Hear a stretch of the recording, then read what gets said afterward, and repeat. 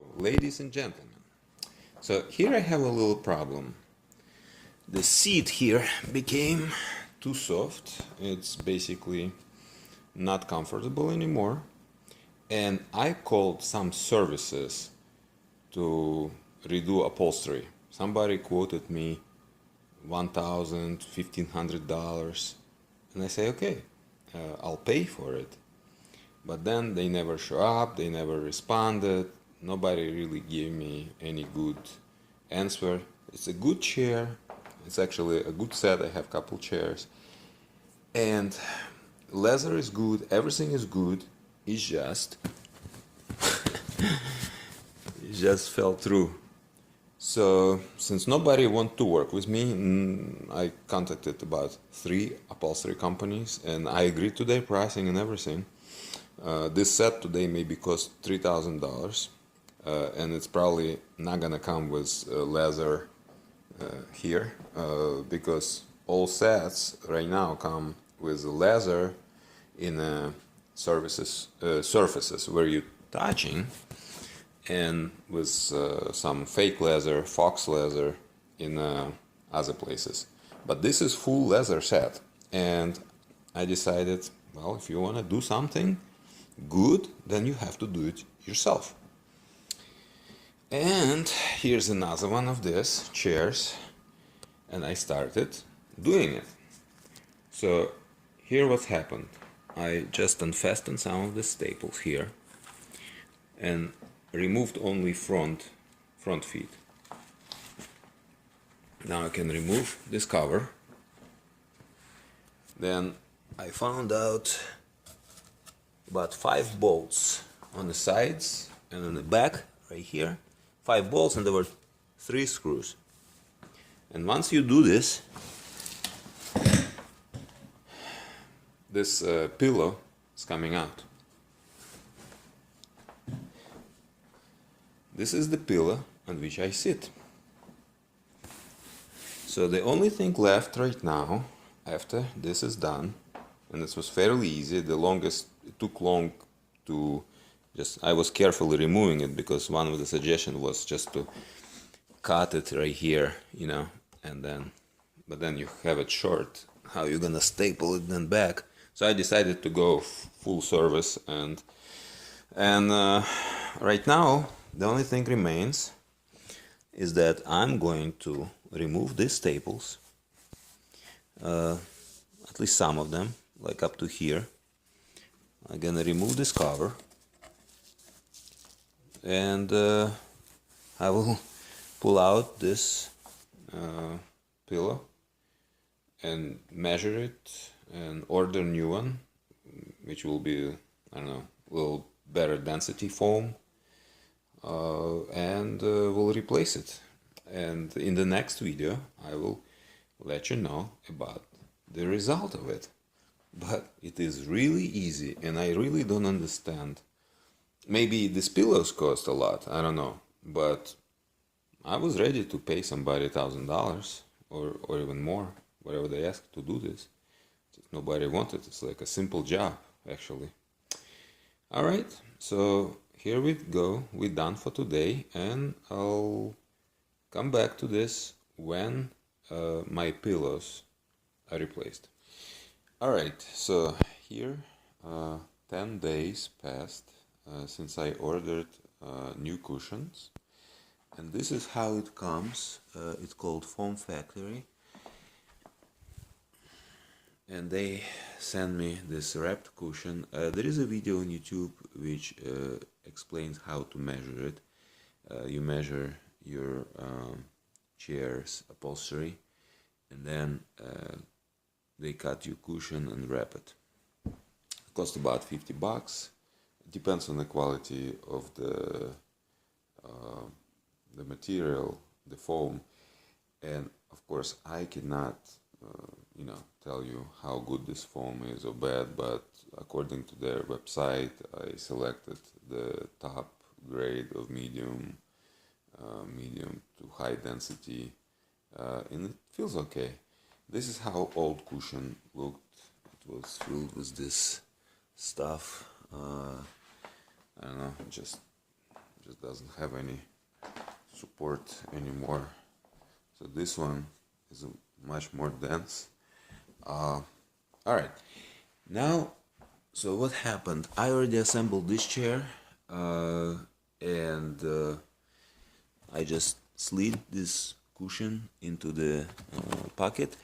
The only other thing that I could do if I want to make my chair a little bit more supportive, I can create a little bit more tension in these strips. Basically, you just pull them over the wood a little bit more and staple them. So just literally you pull them that way over wood here, and they stapled there already, but you can staple them in a different spot after you pull them, and this will make them put them under more tension, and that's how you could create more support, because they kind of like a little bit loose. I don't know, potentially I don't even know what else. I don't even know what else I can do right here. Just to put some tension on them and staple, just as it's explained in some other videos. But it was fairly straightforward job. It was fairly easy, and now I will show how this new cushion looks versus the old one. All right. Make a wild guess which one is new and which one is old. Let's look at the old one first. This is how old looks one. Now, so this stuff, the material just fell through. It has no support at all. It used to be like a little heel right here. Like, now it's just literally looks like that, like a hole in it. And now look at the new one. It still has some kind of like this sort of spot where where your butt's sitting, but in the front it looks like a more defined shape right here, and here it's actually very supportive. So I would say this fixed the problem probably 95%. I would say that adding a little bit tension on those supporting strips would create perfection, but it is already much better than it used to be. So you can see how different it is. Even yeah, in the video it does look almost like the same kind of, but here the difference is here you feel like you're not going into the hole. It's actually only material has these folds, but you push on it and you feel support. And here you have this gigantic folds, and then when you push on it, there is like a hole in it. So replacing foam in this case was very simple, like very simple and effective way to fix your furniture, so it can serve you another many years. I will also post some pictures in the end of this video when I'm gonna be doing this year. Maybe I'll just add another piece of video when I'm gonna be redoing this chair. I will maybe make some pictures and another video.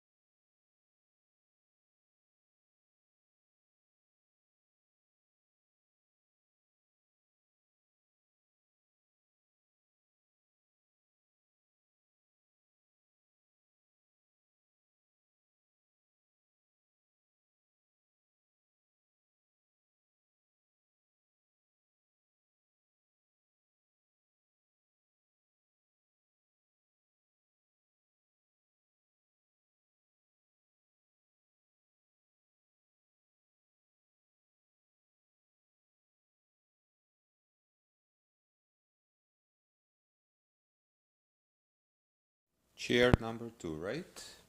Now I'm going to unscrew these 5 bolts, and they have these screws for some reason. I don't know why they need it, but anyway, 5 bolts coming out, and this part here will be off the frame. The bolts are removed now. However, I have a little bit of an issue here. So this issue is that this chair, the central piece, is stapled together right here with the side. So what I'm going to do now, I will remove the staples, and then we'll try to remove right on the video. This time I have separated this piece of leather, which was stapled for some reason over this piece right here, instead of just being stapled this way. That's what I'm gonna do. I'm going to fix this when I assemble it, but the end result of this, that now the seating section can be removed. And I apologize if there is some dirt here, because it's always accumulate within the chair. But as I mentioned in the beginning of the video, what I'm going to do with this one, instead of cutting it right here, because when I assembled the first one, I just sewed some strips here, like 5 of them, made from old jeans, and they would hold this whole together. This time, what I'm gonna do, I'm going to remove these staples here all the way, and behind in there is like a zipper, which I'm gonna try to open and just stick the new pillow inside through that zipper.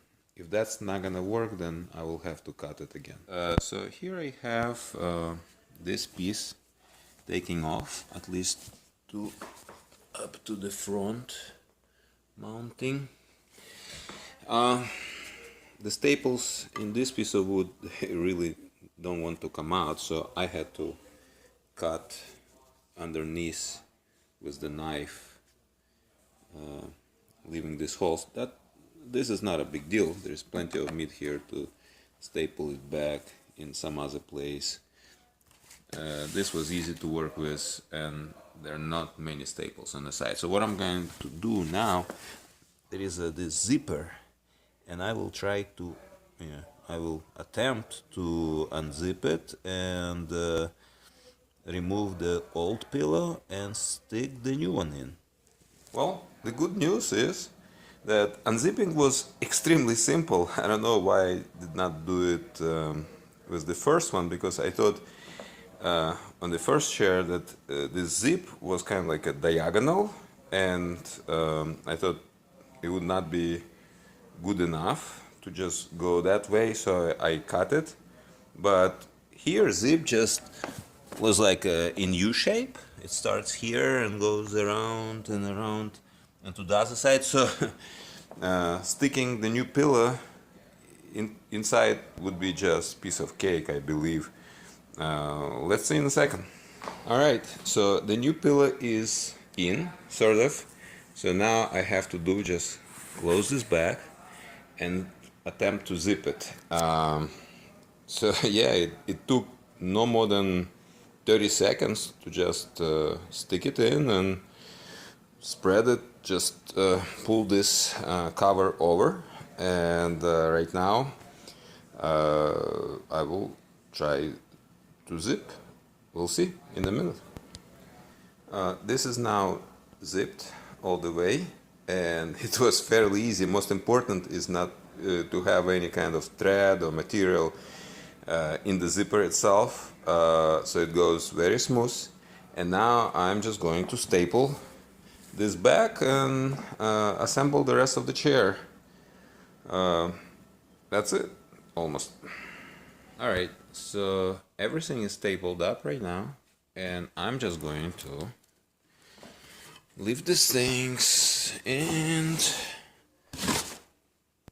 throw into this chair frame. There we go.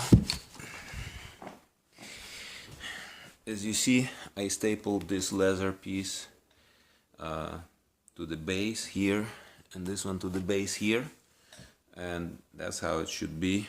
I maybe staple this one as well once I screw this on. So that's what it is.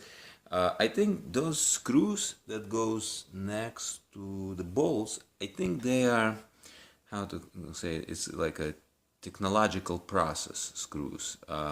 They're not really needed, but I guess what happens when they align this chair, they put these 3 screws first, then they drill these holes and put real bolts and just leave the screws in.